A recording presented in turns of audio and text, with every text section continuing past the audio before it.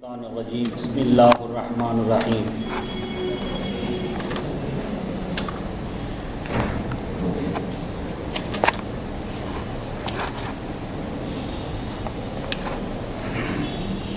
زين للناس حب الشهوات من النساء والبنين والقناطير المقنطرة من الذهب والفضة والخيل المسومة والأنعام والحرث ذلك متاع الحياة الدنيا والله عنده حسن المآب.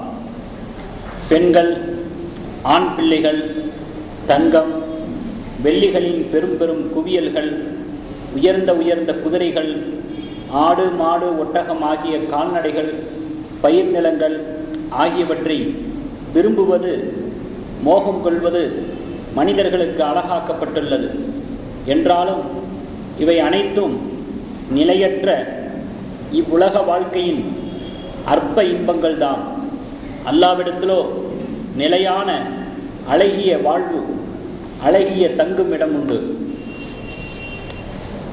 கண்ணியத்திற்குரியவர்களே, 3வது அத்தியாயம் 14வது வசனத்தில் அல்லாஹ் சொல்லி காட்டுகிறான். பெண்களை பற்றி சொல்லுகிறான், பிள்ளைகளை பற்றி சொல்லுகிறான், பொருளாதாரத்தை பற்றி சொல்லுகிறான். இந்த 3லையும் மனிதர்கள் மயங்கி கிடக்கிறார்கள். இந்த 3 விஷயத்துல ஒரு மனிதனுடைய மோகம் அவனை வழிபெறச் செய்து விடுகிறது என்பதாக அல்லாஹ் தஆலா சொல்லி காட்டுகிறான். பெண்கள் மீது மோகம் கொண்ட காரணத்தினால எத்தனையோ நாடுகள் கவிழ்ந்து போனதாக வரலாறு இருக்கிறது. பெண்களுடைய மோகத்தால எத்தனையோ பேர் நாடுகளை கூட இழந்திருக்கிறார்கள், நாடுகள் கூட இழக்கப்பட்டிருக்கிறது. இது வரலாற்றிலே நாம் பார்க்கக்கூடிய ஒரு விஷயம். அதே போல பெண்களினால் எத்தனையோ தரமான குடும்பங்கள் எல்லாம் தடுமாறி போயிருக்கிறது. கல்லூரியிலிருந்து கட்டாந்தர வரைக்கும் பயங்கரமான கலவரங்கள் எல்லாம் உருவாகி இருக்கிறது பெண்கள் மீது கொண்டிருக்கக்கூடிய மோகத்தின் காரணத்தினால். அதனால பெண்கள் மீதான அந்த மோகம் இருக்கிறது, அது உங்களை வழிபரல செய்து விடுகிறது அப்படின்னு அல்லாஹ் தஆலா ஒரு எச்சரிக்கைப்படுத்துகிறான். அதே போல பிள்ளைகள், பேரப்பிள்ளைகள், இவர்கள் மீது அளவுக்கு அதிகமான ஒரு பிரியம், பாசம் கொள்கின்ற காரணத்தினாலேயும் ஒரு மனிதன் நடுநிலை தவறி விடுகிறான். பெரிய ஒரு குழப்பத்திலே, பித்னாவிலே விழுந்து விடுகிறான். என்னுடைய பிள்ளைகள், என்னுடைய பிள்ளைகள் அப்படிங்கிறத ஒரு எல்லை கடந்த பாசத்தின் காரணத்தினால எதை வேண்டுமானாலும் செய்யக்கூடிய ஒரு துணிவு அவனுக்கு ஏற்பட்டு விடுகிறது. ஒரு நிதானமாக சிந்திக்கக்கூடிய ஒரு தன்மையை இழந்தவனாக ஆகிவிடுகிறான். அதுவும் அவனுடைய வழிபெறலுக்கு காரணம். பெண்கள் மீதான மோகம், பிள்ளைகளின் மீதான பேராசை, அளவுக்கு அதிகமான பாசம், அதே போல தங்கம், வெள்ளி போன்ற உலோகங்கள், இவைகளின் மீது கொண்டிருக்கக்கூடிய மோகமும் ஒரு மனிதனுடைய வழி தவறுதலுக்கு ஒரு காரணமாக இருக்கிறது. தங்கத்தை பொறுத்தளவுல எவ்வளவுதான் அது விலை உயர்ந்தாலும் கூட, விலையேற்றம் ஏற்பட்டாலும் கூட, ஒரு அந்த வியாபாரம் பாதிப்படையாமல் போய் கொண்டிருக்கக்கூடிய அளவுல மக்களுக்கு தங்கத்தின் மீதான மோகம் அதிகமாகி கொண்டே இருக்கிறது. எந்த அளவுக்குன்னா அன்றாட அத்தியாவசிய பொருளை போல ஆகிவிட்டது தங்கங்கிறது. அதை அல்லாஹ் தஆலா அப்பவே சொல்லி காமிச்சிட்டான், இப்படிப்பட்ட ஒரு மோகம் உங்களை நிலைகுலைய செய்யும் அப்படின்னு சொல்லி. தெருவில் பெண்கள் நடந்து போகும் பொழுது எத்தனையோ பேர் கழுத்தில் இருக்கிற சங்கிலியை பறிச்சுக்கிட்டு போகக்கூடிய திருடர்களுடைய கூட்டம் எவ்வளவோ இருக்குது. அதே போல தங்கத்துக்காக வேண்டி கொள்ளையடிக்கக்கூடிய கூட்டம் கொலை செய்வதற்கு கூட தயங்குறது இல்லை.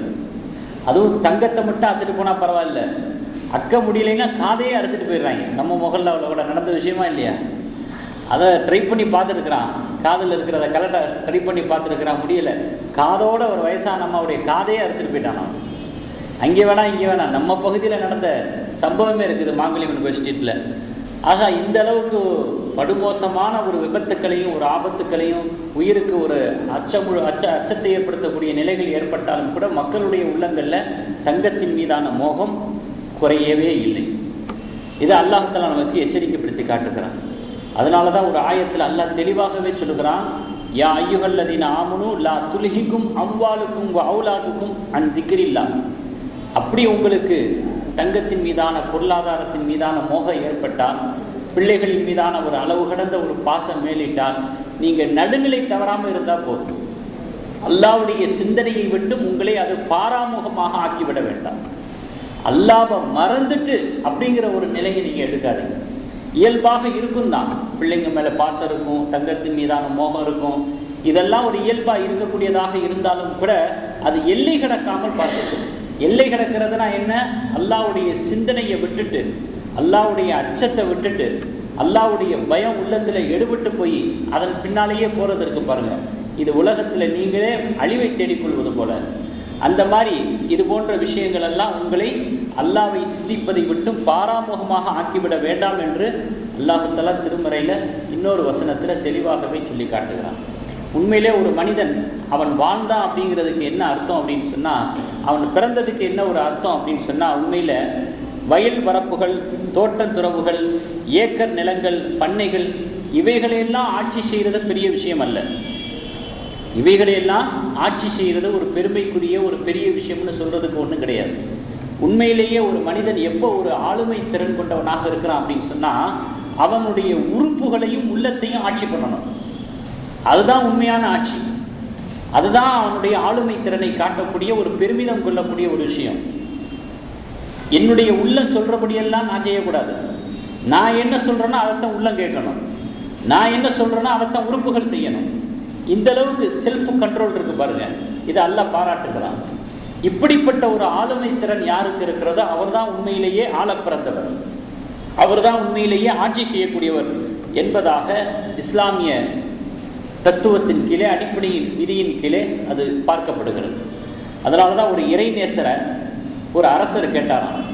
அவர் பயணத்துக்கு புறப்படும் பொழுது ஒரு இறைநேசரை போய் பார்த்தாரு. பார்த்துட்டு உங்களுக்கு என்ன வேணுமோ கேளுங்க தர்றேன் அப்படின்னு சொன்னாராம்.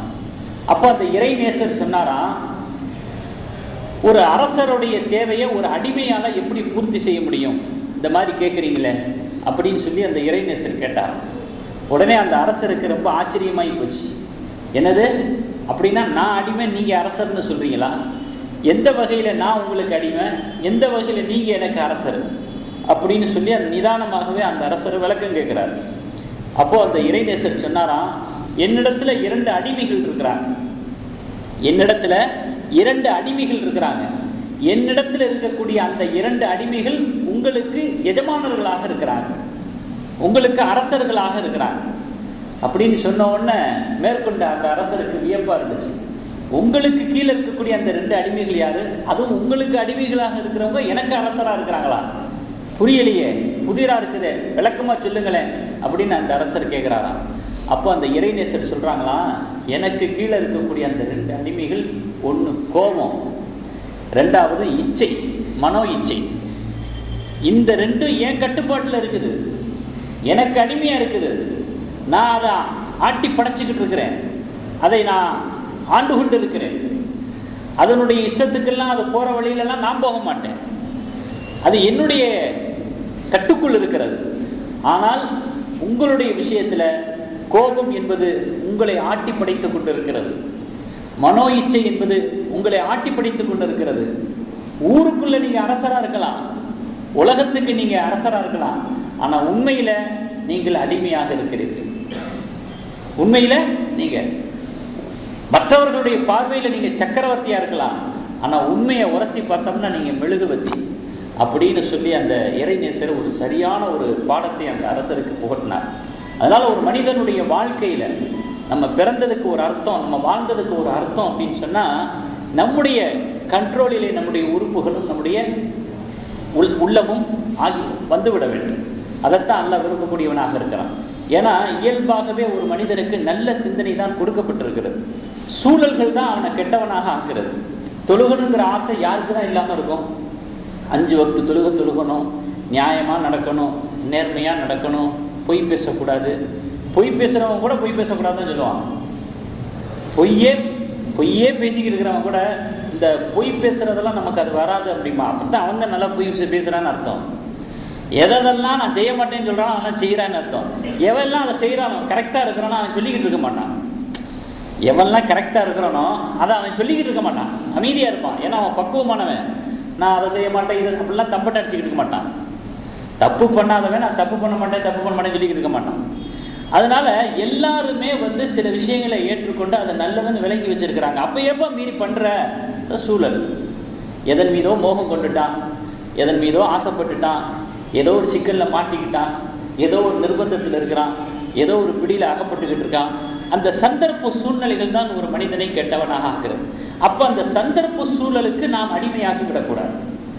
சந்தர்ப்ப சூழல்கள் என்பது நம் மீது சவாரி செய்து விடக்கூடாது.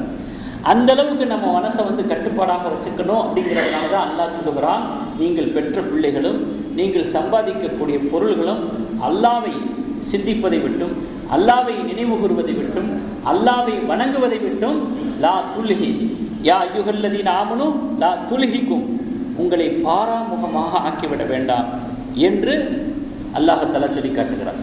இன்னொரு சின்ன சம்பவம், குட்டி சம்பவம் சொல்லி முடிச்சிடுறேன், நான் ரொம்ப டயர்டாக இருப்பீங்க. இப்ராஹிம் இப்னு அதுஹம் ரஹ்மத்துல்லாஹி அவர்களிடத்துல ஒருத்தர் 1000 பொற்காசுகள் தீனாரை கொடுத்து நீங்கள் என்னை காண்டி துவா செய்யணும் அப்படின்னு கொடுத்துட்டு போனாராம். இப்போ இப்ராஹிம் இப்னு அதுஹம் ரஹ்மத்துல்லாஹி கேட்டாங்கன்னா, இந்த 1000 பொற்காசுகள் எதுக்கு அப்படின்னு. இல்லை நீங்கள் துவா செய்யுங்க அப்படின்னு. என்ன துவா செய்யணும்? இன்னும் அதிகமாக உங்களுக்கு செல்வம் வரணும் அப்படின்னு நான் துவா செய்வா அப்படின்னு கேட்டாங்களாம். ஆமாம், இன்னும் எனக்கு அதிகமாக செல்வ வளம் கிடைக்கணும், இன்னும் அதிகமாக எனக்கு பணம் கிடைக்கணும் அப்படிங்கிறதுக்காக துவா செய்யுங்க, இந்தாங்க 1000 பொற்காசுகள். ஆனால் இந்த 1000 பொற்காசுகளை கொடுத்து நீ துவா செய்ய சொல்கிற, இன்னும் அதிகமான செல்வம் கிடைக்கணும். அப்போ நீ எந்த அளவுக்கு ஆசைக்காரனாக இருப்ப. நீ சாதாரண ஆசைக்காரன் கிடையாது, பேராசைக்கெல்லாம் பெரும் தலைவன் நீ அப்படின்னு சொல்லி இப்ராஹிம் இப்னு அதுஹம் ரஹ்மத்துல்லாஹி அவர்கள் அவனுக்கு புரிய வச்சாங்க. பேராசையினுடைய விளைவை பற்றி புரிய வச்சாங்க. அதனால நிதானமாகவே தேவையை கருத்தில் கொண்டு ஹலாலான முறையில் பொருளீட்டுவதிலேயோ சம்பாதிப்பதிலேயோ வியாபாரம் செய்வதிலே எந்த விதமான குறுக்கீடு கிடையாது, எந்த விதமான மார்க்க தடையும் கிடையாது. ஆனால் பேராசை அடிப்படையில் நாம் பணம் சம்பாதிப்பது, பொருளீட்டுவது என்பது அது நிச்சயமாக ஒரு எதிர்விளைவை ஏற்படுத்தக்கூடியதாக இருக்கும்.